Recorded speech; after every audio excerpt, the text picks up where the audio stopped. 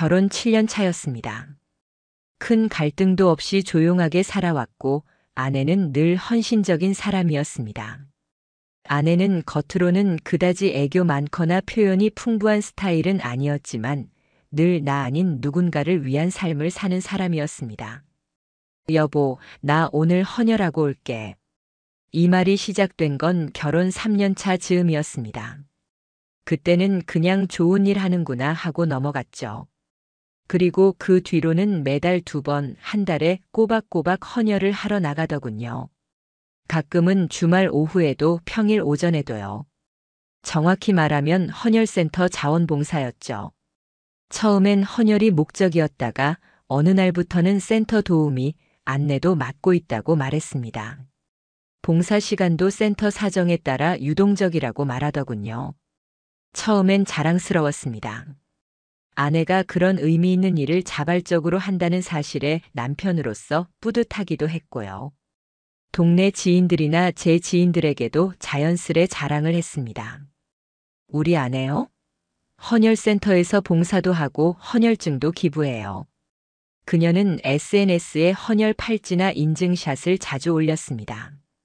오늘도 누군가에게 작지만 큰 도움이 되길 바라며 다음 달에도 건강한 피로 돌아올게요. 댓글엔 와 멋지시다, 부럽다, 나도 따라야겠어요. 이런 말이 넘쳐났고 전 그 댓글들 아래 고마운 사람입니다 라고 남기기도 했습니다. 누가 보더라도 우리 부부는 잘 사는 사람들처럼 보였을 겁니다. 하지만 그런 선함 뒤에 무언가 낌새가 보이기 시작한 건 그리 오래전 일이 아니었습니다. 헌혈을 다녀오면 사람이 피곤해 보이기 마련이잖아요. 그런데 어느 날부터 아내는 오히려 얼굴에 생기가 돌았습니다. 볼도 붉고 입가엔 미소가 조금 더 오래 남아 있었어요. 무엇보다 화장이 진해졌습니다. 헌혈센터 갈 때마다 눈 화장을 더 공들여 하고 향수도 바르기 시작했어요. 센터 냄새가 좀 나서 그래. 체열용 알코올 냄새 있잖아. 그렇게 대답하곤 했지만 저는 어느 순간부터 그런 작은 변화가 이상하게 느껴지기 시작했습니다. 어느 날 퇴근 후 현관문을 열었을 때였습니다. 아내는 거실에서 앉아 있었고 헌혈증과 봉사 시간표 같은 종이가 탁자에 흩어져 있었어요. 자연스럽게 눈길이 갔습니다. 그런데 그 종이들 중 일부는 전혀 다른 이름으로 된 봉사자 명단이었고 헌혈증은 단 한 장도 없었습니다. 이건 뭐야? 제가 묻자 아내는 허둥대며 말했습니다. 아, 그거 센터에서 다른 분 것까지 내가 대신 맡아서 정리하던 거야. 나중에 기부처에 일괄 전달하려고. 당시엔 그 말을 믿었습니다. 믿으려고 했던 걸지도 모르겠습니다. 그날 이후 저는 아내가 헌혈센터에 간다는 날이면 왠지 모르게 마음이 불편했습니다. 내가 왜 이런 걸 의심하고 있지? 하면서도 차라리 제 직감이 틀리기를 바랐죠. 하지만 사람의 직각은 틀리지 않습니다. 무언가가 이상하다 싶으면 그건 반드시 이유가 있습니다. 그날 저는 처음으로 퇴근 후 회사 근처가 아닌 헌혈센터 쪽으로 차를 돌렸습니다. 그리고 거기서 모든 것이 무너질 예감을 처음으로 갖게 되었습니다. 이상하다는 생각이 처음으로 확신이 된 건 헌혈센터 앞에서 아내를 마주친 날이었습니다. 그날은 금요일이었고 평소보다 퇴근이 조금 빨랐습니다. 야근이 잡힐 예정이었지만 갑작스럽게 일정이 밀리며 오후 4시에 퇴근하게 되었죠. 퇴근길에 차를 몰고 가는데 문득 아내가 말하던 센터 위치가 머릿속에 떠올랐습니다. 헌혈센터? 그쪽 역 4번 출구 나오면 바로 보여. 거기 3층인데 나는 주로 안내 데스크 옆에서 봉사해. 그 말이 생각났고 이상하게 마음이 쓰였습니다. 그래서 일부러 그 방향으로 차를 돌렸습니다. 그냥 지나가다 보자는 생각이었고 마음속에선 아무 일 없기를 바라는 기대도 함께였습니다. 그런데 도착했을 때 주차장에서 익숙한 차량이 눈에 띄었습니다. 흰색 중형 SUV. 우리 집 차였습니다. 아내는 평소와 똑같이 그 차를 몰고 센터로 왔던 겁니다. 차는 구석에 바짝 주차돼 있었고 먼지가 적당히 앉아 있는 걸 보니 방금 도착한 건 아닌 듯 했습니다. 저는 차에서 내리지 않고 조용히 그 주변에서 기다렸습니다. 약 20분 정도 흐른 뒤 한 남자와 함께 센터 정문을 빠져나오는 아내의 모습이 보였습니다. 그녀는 분명 웃고 있었습니다.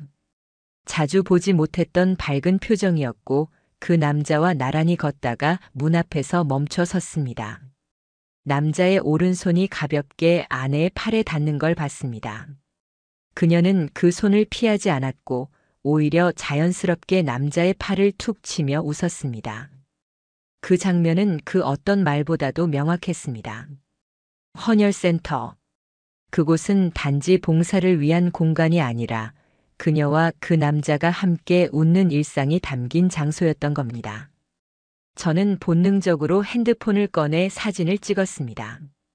그 순간 손이 떨렸지만 기록은 남겨야 한다는 생각 하나로 셔터를 눌렀습니다. 그 장면을 찍고 나서 저는 바로 차를 돌려 나왔습니다. 그때부터 머릿속은 온통 복잡했습니다. 어떻게 시작된 걸까? 내가 뭘 놓친 걸까? 도대체 언제부터였지? 그날 밤 아내는 아무 일 없다는 듯이 집으로 들어왔습니다.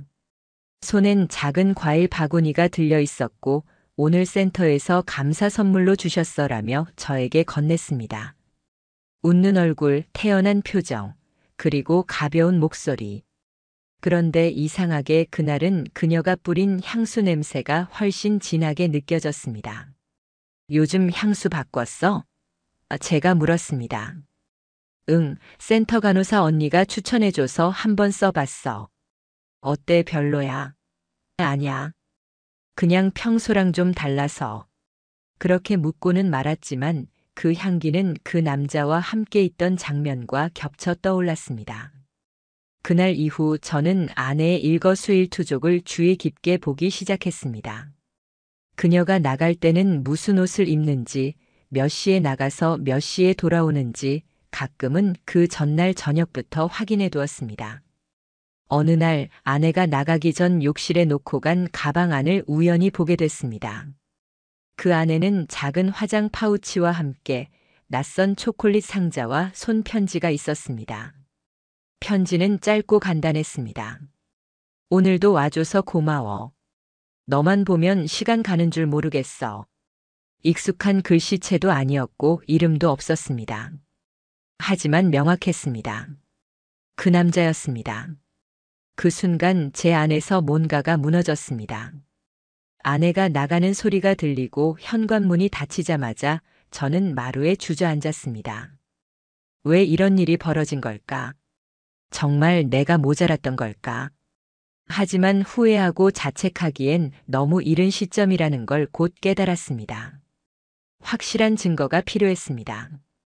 그저 의심이 아닌 법적으로도 유효하고 스스로도 흔들리지 않을 명백한 증거. 그날 밤 저는 사설 탐정 사무소에 연락을 했습니다. 단도직입적으로 말했습니다. 제 아내가 불륜을 저지르고 있는 것 같습니다. 정확하게 그리고 분명하게 확인해 주십시오. 사무소 측에서는 빠르게 상담을 진행했고 곧바로 차량 동선 추적, 센터 방문 시간 체크, 그 남자의 신원 조회를 진행하겠다고 했습니다. 며칠 후 첫 번째 보고서가 제 손에 들려졌습니다. 첫 번째 보고서를 받은 날 저는 평소보다 한참 일찍 퇴근했습니다. 사무실 책상 위엔 아직 아내의 이름이 담긴 파일이 놓여 있었고 그 안에는 작은 사진 몇 장과 짧은 메모가 적힌 문서 한 장이 포함되어 있었습니다. 헌혈센터 방문 일자 7월 3일, 7월 10일, 7월 17일. 각 방문 시점 약 2시간 체류, 센터 뒤편 원룸 건물 출입 정황 있음. 남성 동행자 동일 인물 확인됨. 30대 중반 센터 직원 신분 추정. 이름 김도현. 그 이름을 본 순간 기억이 어렴풋이 떠올랐습니다. 한 번 아주 오래전 아내가 저녁을 준비하며 했던 말이 있었습니다. 센터 직원 중에 되게 열심히 도와주는 사람이 있어. 그 사람 없었으면 나 처음에 봉사 못했을 거야. 그 이름은 아마 그때 처음 들었을 겁니다. 별 생각 없이 지나쳤고 지금에 와서야 그게 바로 시작이었구나 싶었습니다. 보고서 말미에는 짧은 문장이 있었습니다. 추가 추적 원하시면 차량 내부 블랙박스 음성 분석을 권장합니다. 사실 제 차량 블랙박스는 오래된 구형 모델이었고 음성 녹음 기능도 있긴 했지만 일상적으로 활용한 적이 없었습니다. 하지만 아내가 센터에 갈 때마다 집 차량을 이용했고 혹시나 하는 마음으로 주행일지를 확인했습니다.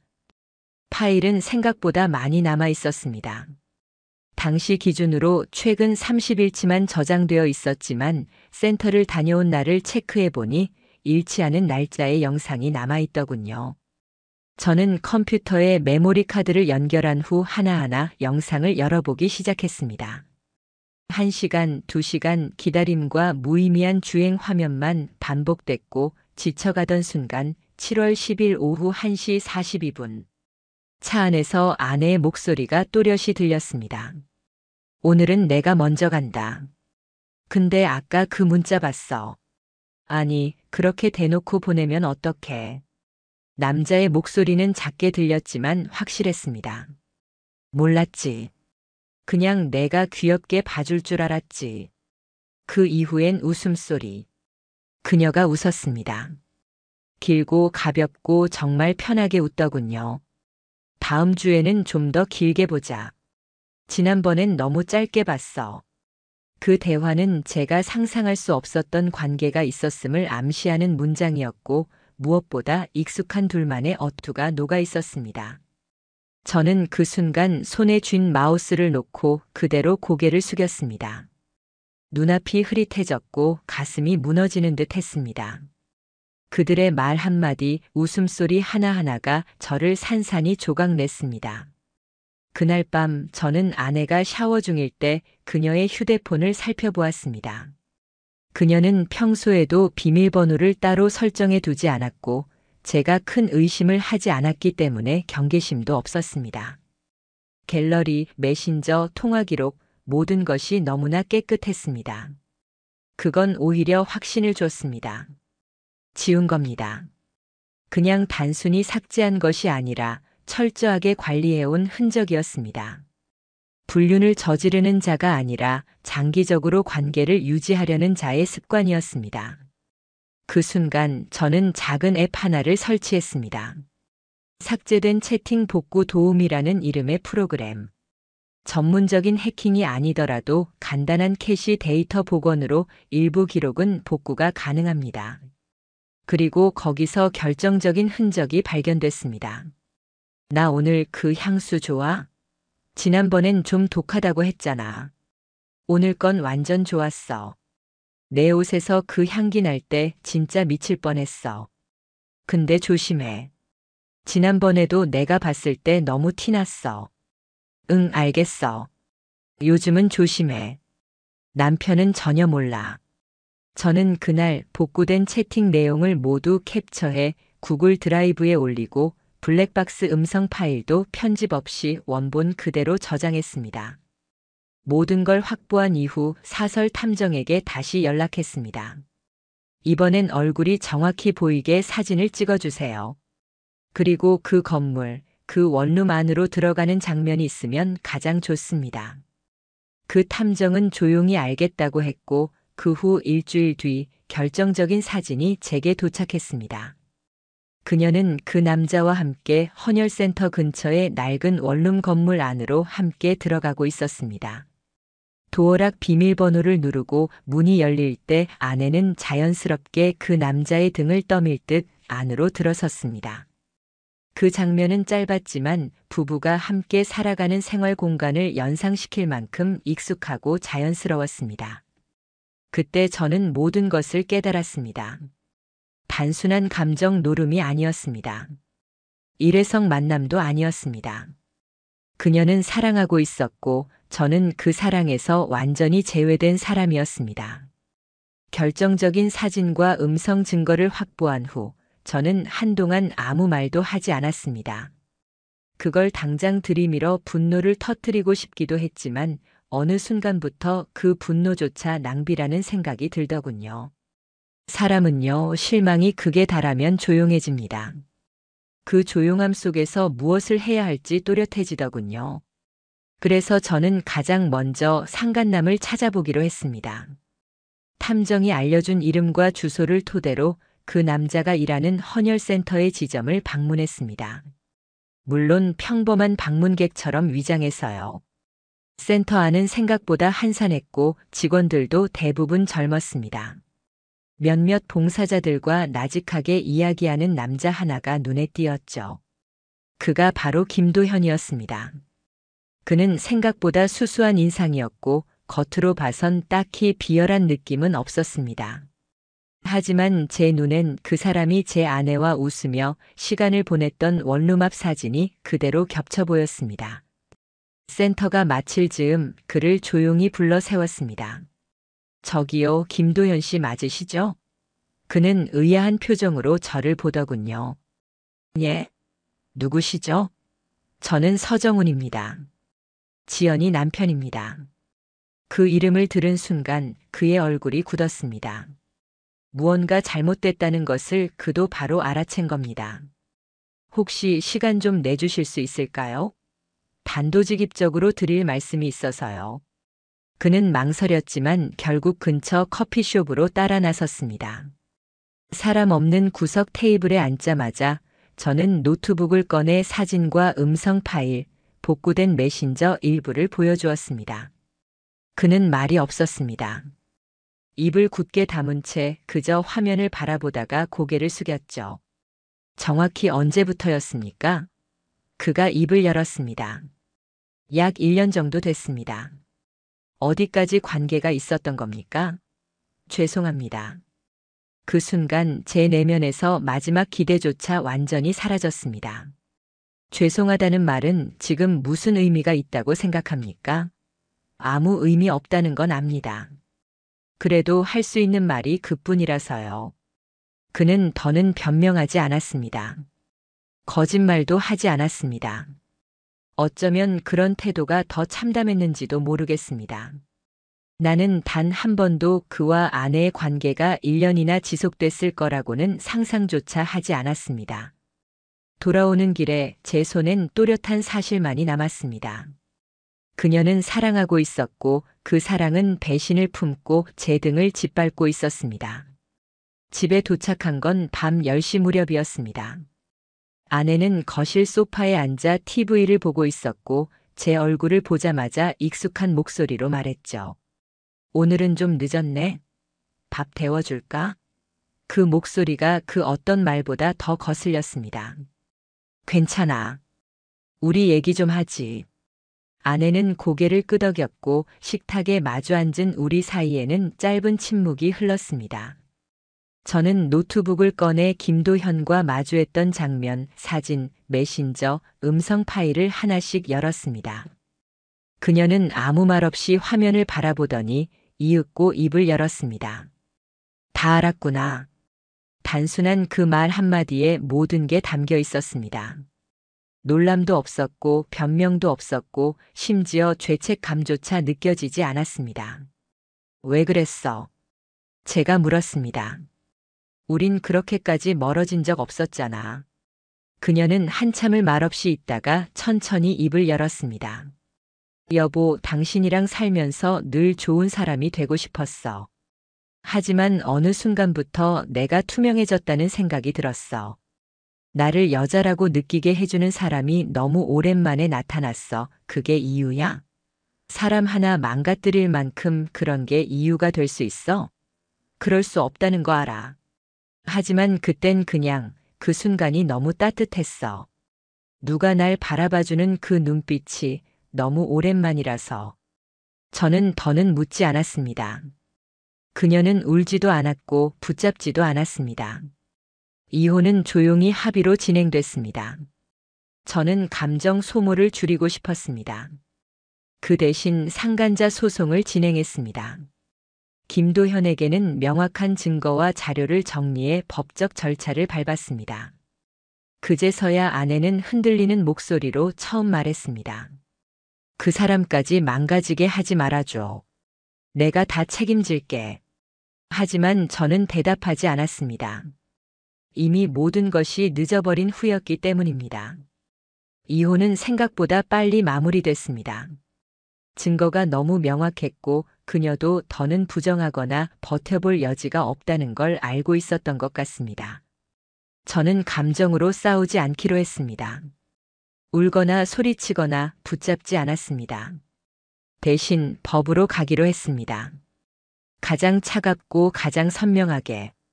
상간자 소송은 제가 직접 정리한 자료로 시작됐습니다.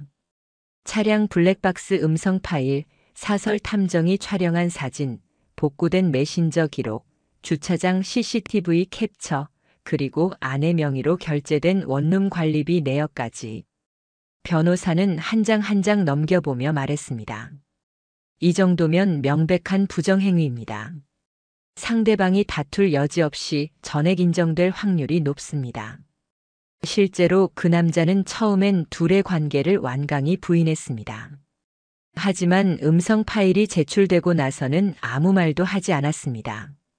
다음엔 좀 더 길게 보자. 그 말은 변명보다 훨씬 더 무서운 증거였습니다. 결국 그는 자신의 잘못을 인정했고 법원은 위자료 3천만 원 전액 인용 판결을 내렸습니다. 그는 중고차를 급하게 팔아 일시불로 납부했지만 이후 신용등급이 떨어졌고 각종 연체가 시작됐다고 들었습니다. 최근엔 하루 일당을 받는 일용직으로 일하고 있다는 이야기를 우연히 들었습니다. 믿고 싶지도 확인하고 싶지도 않았습니다. 저는 확정 판결문만 들고 있었습니다. 그걸로 충분했습니다. 그가 일했던 헌혈센터에도 공식 민원을 제기했습니다. 자원봉사자와 직원 간의 부적절한 관계는 명백한 운영 규정 위반이었습니다. 저는 감정 없이 조용히 증거와 상황을 전달했고 센터는 내부 조사 끝에 그의 계약을 해지했습니다. 명분은 분명했습니다. 공공성이 요구되는 공간에서 신뢰를 깨트린 관계. 조직은 방관하지 않았습니다. 이후 아내는 SNS 계정을 삭제하고 자원봉사 활동도 그만뒀다고 들었습니다. 친정으로 돌아가 지낸다는 소문도 있었죠. 저는 그런 소식들에 어떤 감정도 느끼지 않았습니다.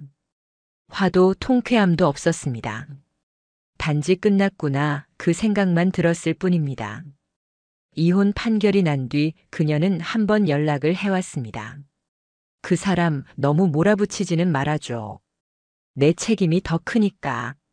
그 문장을 읽고 저는 더 이상 답하지 않았습니다. 아직도 자신이 그를 보호해야 한다는 생각을 하고 있다는 게 그저 허탈했습니다.